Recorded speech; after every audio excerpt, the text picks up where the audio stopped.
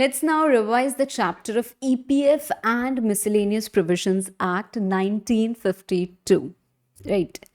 What it is all about. When I say Employees Provident Fund, you are basically setting aside a sum of money, timely setting aside certain sum of money for the benefit of future, right? Thinking about future, right? And who is setting aside? It is basically for the benefit of the employees. Employees Provident Fund. It is one of the social welfare legislation which has been created, which has been made mandatory by the government. And if you go deep inside the concept, you will realize that this is basically for the class of employees who do not tend to think about their future or save money for their retirement, for post retirement, and all of that. Okay, because somebody who is drawing, who is highly educated and who's drawing a very good salary can take care of these things, but somebody who's drawing a very less salary and is maybe not so educated, not so aware, does not realize the importance of this, does not do this, right? So government has made it mandatory. Okay, now it is mandatory for whom? For the employees working in an organization to which EPF Act is applicable. The question is, EPF Act is applicable to what?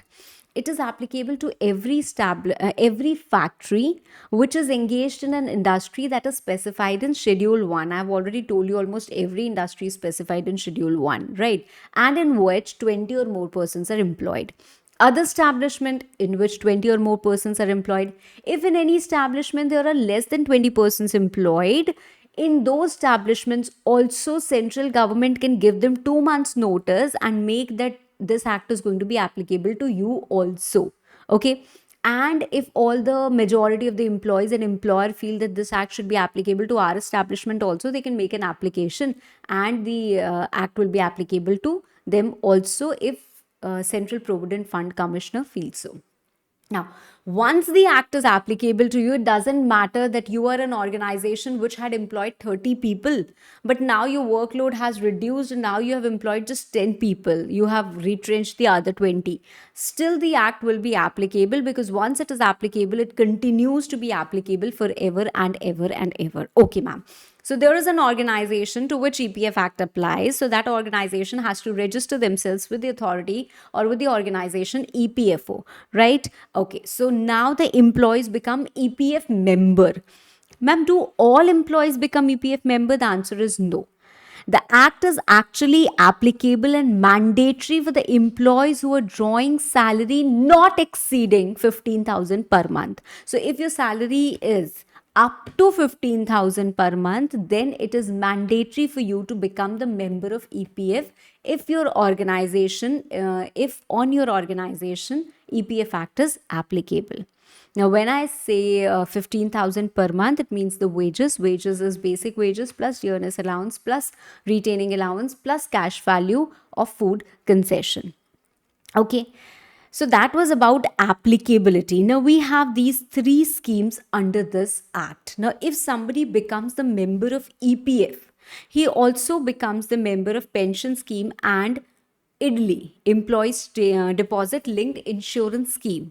Okay, so there are three benefits all rolled into one under this act, and there are three different schemes framed. So just like we read Companies Act along with the rules, we read this particular chapter along with the schemes. So we have EPF Act read with Employees Provident Fund schemes.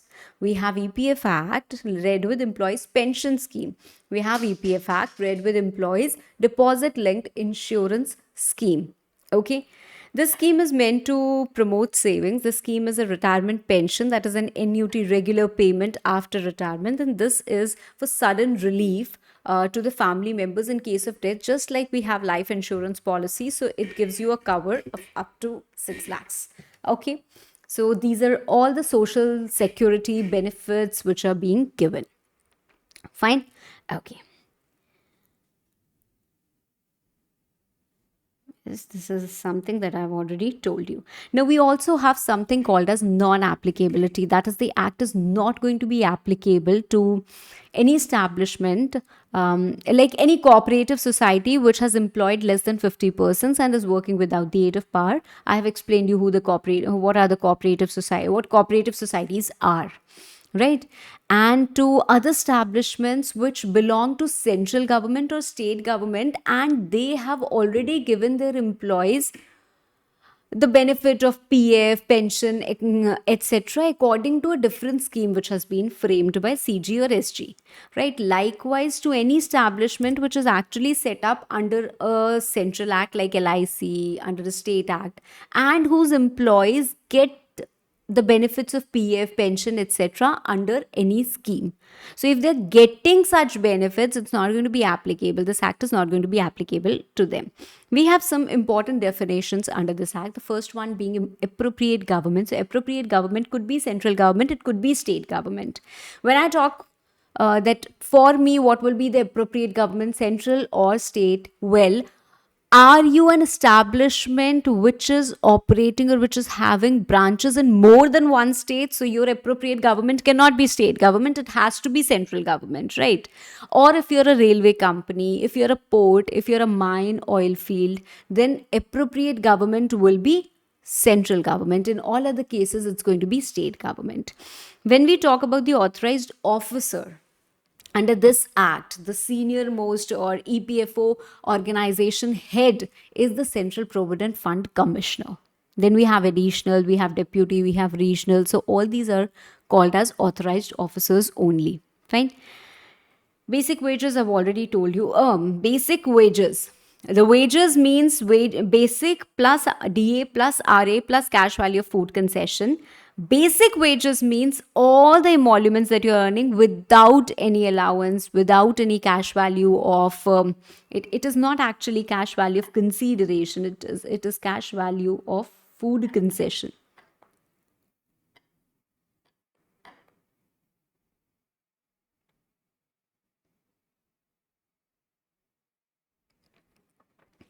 Okay, so it's not going to include any of these, right? Then we come to the definition of employer.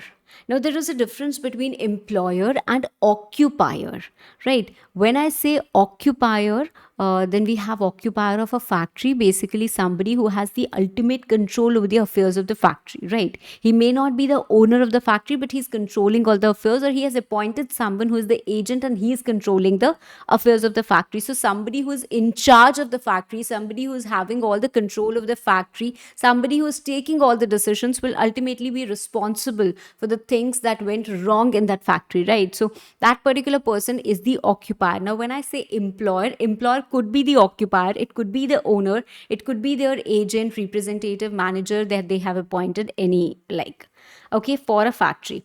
For any other establishment, whoever has control. When I say employee, who is going to be an employee? Employee could be any person who has been employed. He might be doing some supervisory work, some managerial work, some manual work, any work, right? And he is getting his wages from the employer. Now, there are two people who are included in the definition of this employee. One is the apprentice. Apprentice is a trainee, right? We have an Apprentice Act 1961 where the definition of apprentice is given, that who is going to be treated as an apprentice and who is not going to be treated as an apprentice. So if you're an apprentice which is engaged under the Apprentices Act, then you're not covered over here. You're not an employee over here. Otherwise, you are an employee, and the persons who are employed through the contractors, they are also going to be covered in this particular definition. Factory definition, very simple. The premises including precincts where any manufacturing is going on with or without the aid of power. Okay. Then we come to the three different schemes. EPF, Employees Provident Fund Scheme, covered under Section 5. Then we have Employees Pension Scheme, covered under Section 6. Okay. Then we have Employees Deposit Linked Insurance Scheme, that's covered under Section 6C. Now, EPF scheme came into effect from 2nd September 1952, and it talks about creation of a provident fund which is going to be administered and vested in the hands of central board. Ma'am, what does the scheme tell us? This scheme basically tells us all that is stated in Schedule 2. It provides for all the matters which are stated in Schedule 2. Ma'am, we really don't get it. See, this particular act has 4 schedules. Schedule 1 is about the industries.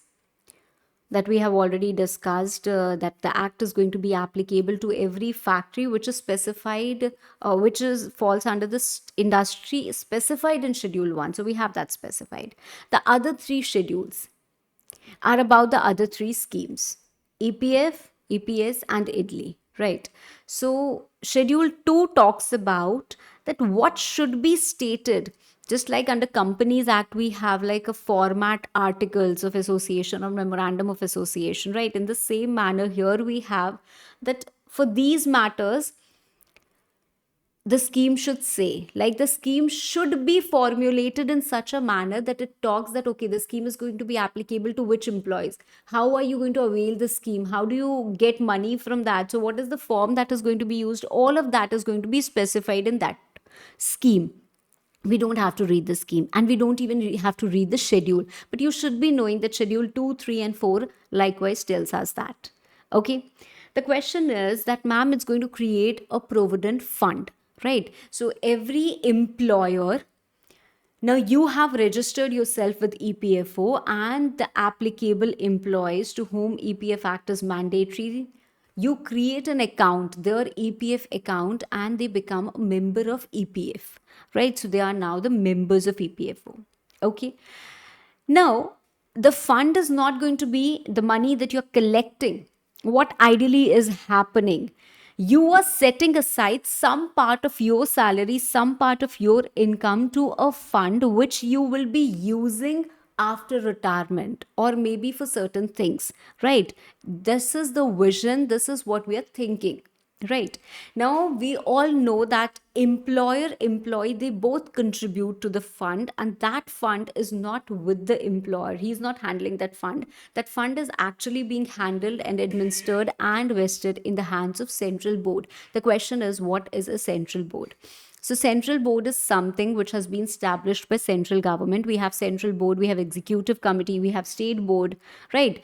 Who is there in central board? Central board is nothing but it is a group of people. It is actually considered to be a statutory body, right, which has like perpetual succession and all of that, right? So it is a statutory body, and it comprises of certain people. Who are there? There will be a chairman, there will be a vice chairman, then there will be some persons representing employers, some persons representing employees, some persons of government, central government representatives, some of state government representatives, and Central Provident Fund Commissioner. Whoever is holding the post of Central Provident Fund Commissioner will also be a member of Central Board. So that appointment is ex officio. That means by virtue of you being in that office, you also become a member of Central Board. Okay.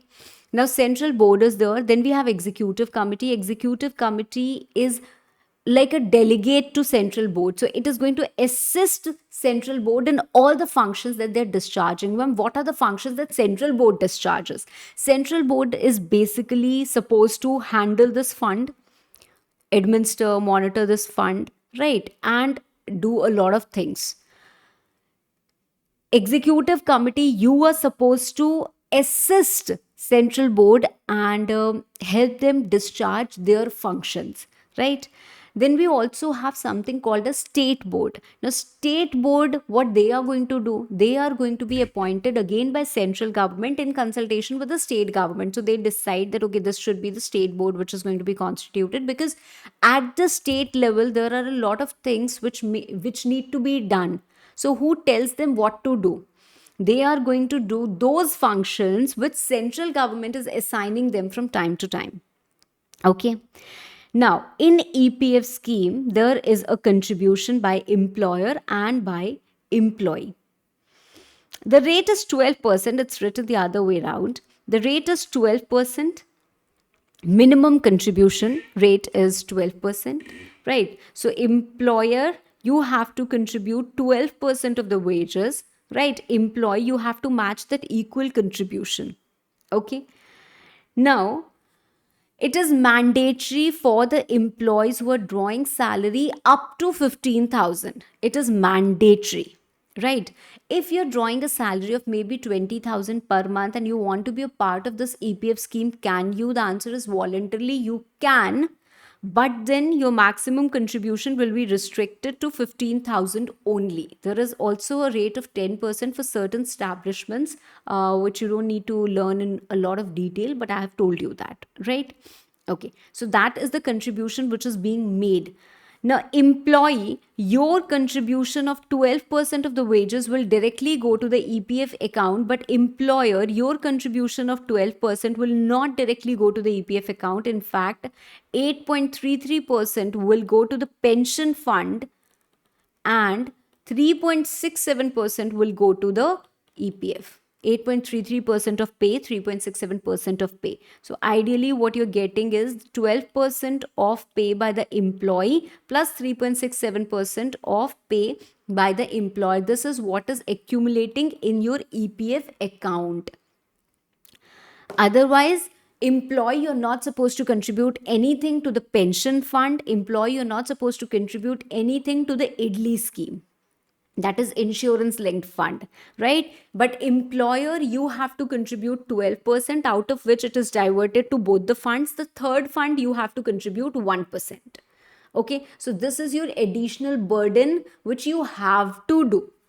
There is no escaping. This is something which is mandatory. So accordingly, hire your employees. But this is something which is mandatory and has to be done. Now, every contribution that you're making is going to be rounded off to the nearest rupee. That is 50 paise or more is going to count to the next number.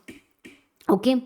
And I've already told you, when I say 12%, 12% of wages means 12% of basic plus DA plus RA plus the cash value of food concession. Okay? Fine? Okay. See, this is how I have written, because this is how it's written in your study material. But I have also told you how it is actually, what it is, right? So I have told you the real thing also, and I've told you this way also. Okay. Now,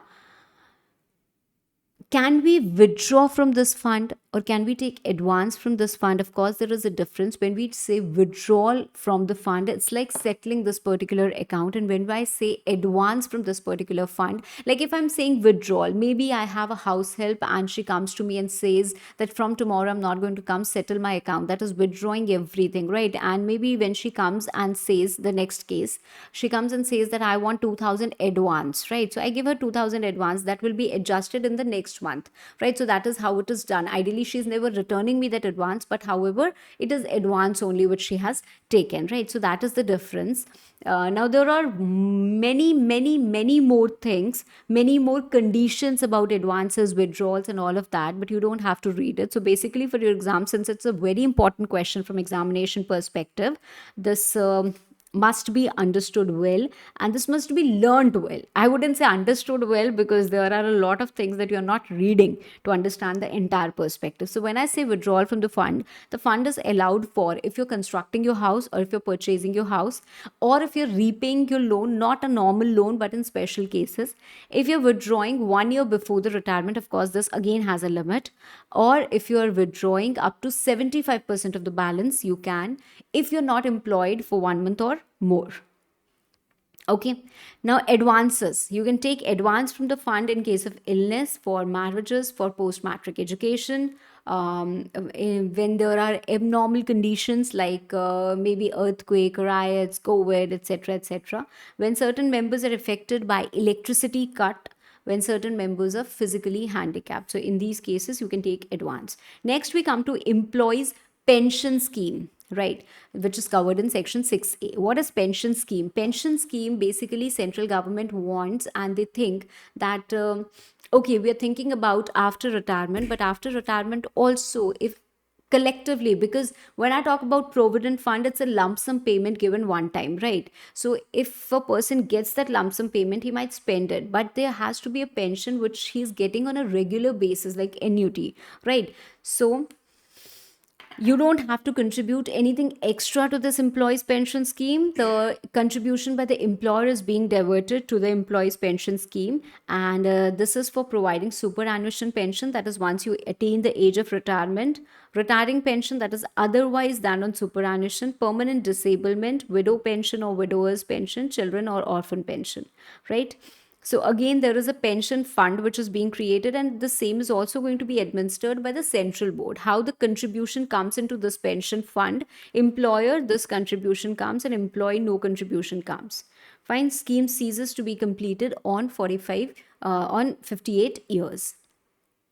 Okay. Now, this is schedule 3, my dear. This is schedule 3. When I say EPS scheme, what is the scheme going to provide for? The matters which are contained in schedule 3. What are the matters? That which employee is applicable, what is going to be the employer's contribution, what is going to be the minimum qualifying service, because it cannot happen that you are working in an organization for just 2 months and then you claim that, okay, I should be getting lifetime pension. No, you're not going to get that. Minimum, maybe you need to be in employment for 10 years and thereafter you'll be getting pension. So what is the condition? That is going to be stated in the scheme. What is the manner and period of service? How do you protect employees' interest if the employer is not contributing enough, right? What accounts, what registers, what forms are to be maintained, right? Manner of contribution by exempted establishments if they want to be, how it is going to be dispersed, then how are you going to manage the expenses and others, okay? Then we have employees deposit linked insurance scheme, that is IDLI, right, covered under section 6C. Now, this particular scheme came into effect on 1st September 1976. It gives you insurance benefit up to 6 lakhs, and there is a weight ceiling limit of 15,000 that we already know. What about the contribution? The employer, you're not supposed to make any contribution to this. Employer, you are going to make a maximum contribution of 1%, right? Plus, you have to give an administrative expenses, which will be 1/4 of the contribution that you have given. Okay. Now, we have few other sections. There is a whole hierarchy. We have section 7A, 7B, 7C. Thereafter, we have that appeal, which may be made. Okay, so what is 7A? 7A talks about any dispute. So we don't know whether this particular factory, EPF Act is applicable or not, or this particular establishment, EPF Act is applicable or not. So there is a dispute. The employees may be contending that yes, EPF Act is applicable, so the employer must contribute. He's not contributing because he's saying that no, EPF Act is not applicable to my establishment, right? So there is a dispute. To resolve this dispute, what has to be done? An application has to be made to the authorized officer. You know who an authorized officer is, all the Provident Fund commissioners, right? So they're all the authorized officer. Now that relevant officer, that concerned authority, what they'll do is they'll hold an inquiry.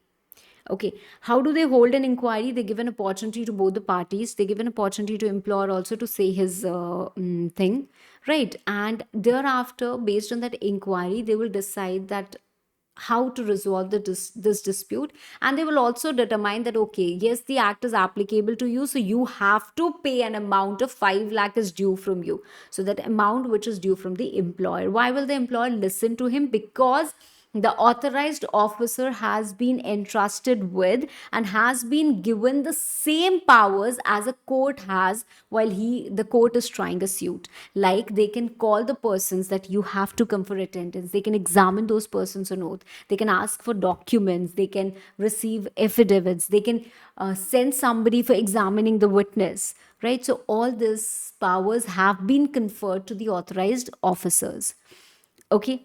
Now, sometimes it may so happen that the employer has not turned up for the inquiry, or maybe the employee has not turned up for the inquiry, or maybe some other person. So in case there is failure to attend the inquiry, what happens is the authority is going to decide the case without that party, with whatever available information and documents they have. If within 3 months you feel that no, I had sufficient cause, there was a death in family or something like that, and you can come up with a sufficient cause and say that is the reason I could not come for the inquiry, please set aside this order and again hold the inquiry, I will be available. So if you provide that sufficient cause within 3 months and you request, then they may set aside, okay, and again the inquiry will be held. Now, sometimes it may so happen that while the inquiry is going on, you could not find that proof, you could not find the document, and you kept deferring it, but ultimately the inquiry was decided and an order was passed by the authorized officer. But later you found a new document which is actually going to turn the tables, which is going to turn the case, right? So because you have discovered some new evidence, you can go back to the same officer, right, and tell them to review his order and provide him the new evidence or the new document. Maybe that there is a new discovery, or maybe that document was not available earlier, or maybe there is an order passed which says 25,000 plus 40,000 is 62,000. So there is a mistake which is apparent on the face that you have made the addition is incorrect, right? So you can go ahead and you can give that order back to the officer and say and ask to review that order. So he will change that, he'll see that can it be reviewed or not, right? So maybe you have discovered some new evidence, maybe the evidence could not be produced earlier, maybe there is some mistake, maybe there is some error apparent on face, or maybe there is some sufficient reason. So in that case you can apply for review, and the authorized officer may review and may also reject if there is no sufficient ground. However, the officer also has the power to review his own order suo motu.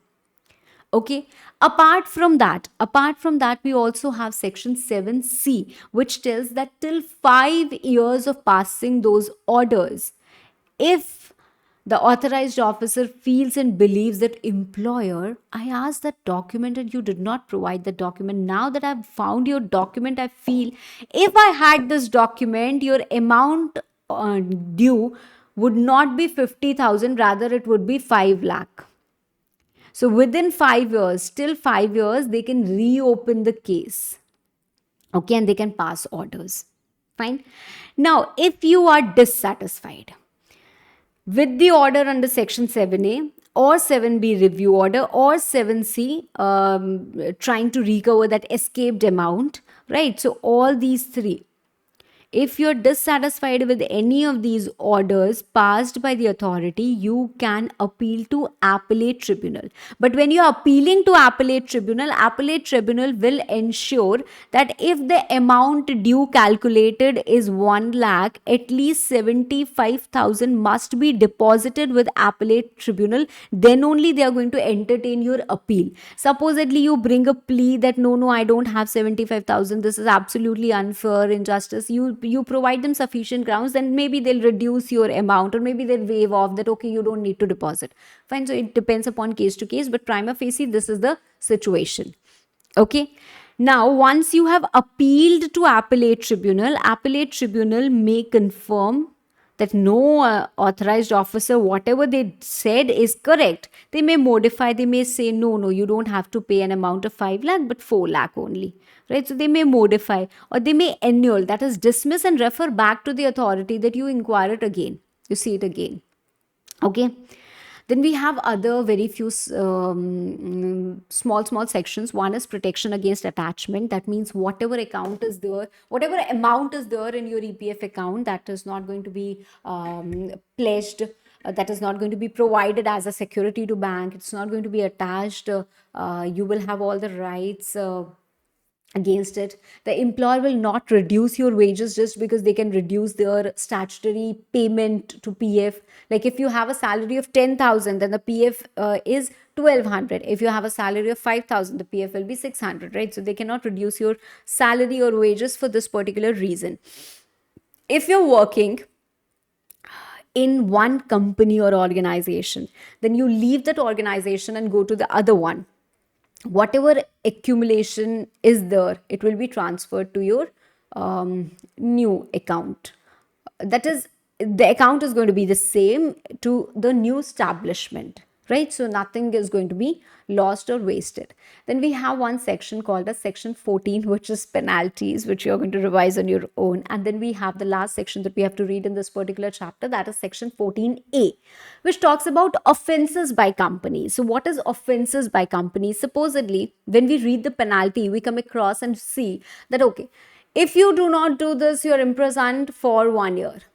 Now, a company cannot be sent to imprisonment, a company cannot be sent to jail, right? So, what happens in this particular situation? There has to be some natural person who is actually guilty of the offense. It's not the company which is doing that offense, it is the person who was in charge, who was responsible. That particular person is doing the offense. So when we are talking that a company has defaulted, the company has not deposited the PF amount, so who is responsible? Who should be sent to jail? Who is going to be imprisoned? The person who was in charge, right? But if he proves that I was the in charge, but it is not my mistake, I've exercised due diligence, I've done this, I've done that, there is somebody else who has done that fraud, right? So if you can prove your innocence, fine, you will not be responsible, you will not be liable. Otherwise, we have the director, manager, secretary, any other officer with whose consent this was done, right, who knew that this is going to be done, right, then that particular person will be responsible for the offense, right? Okay.